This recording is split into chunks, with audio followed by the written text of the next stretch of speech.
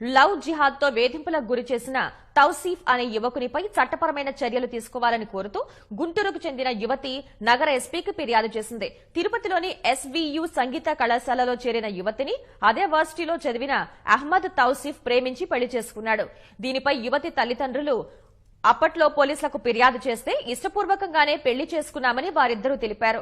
గుంతకల్లులోని ఇంటికి తీసుకువెళ్లాక తౌసీఫ్ కుటుంబ సభ్యులు తనను ఇస్లాంలోకి మార్చారని, శారీరకంగా మానసికంగా వేధించారని బాధితురాలు వాపోయింది.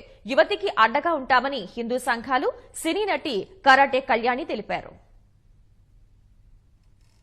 పనిచేస్తున్నారు గవర్నమెంట్ ఆఫీసర్ ఆయన, వాళ్ళ కొడుకు తౌసీఫ్, ఇద్దరిది సేమ్ యూనివర్సిటీ. నాతో పరిచయం పెంచుకున్నాడు, ట్రాప్ చేశాడు, నన్ను బలవంతం చేశాడు. తను హిందూగా మారి నీకోసం నేను పెళ్లి చేసుకుంటాను, లేకపోతే నేను ఉండలేను అని చెప్పి తారక్ పేరు మార్చుకొని నన్ను పెళ్లి చేసుకున్నాడు.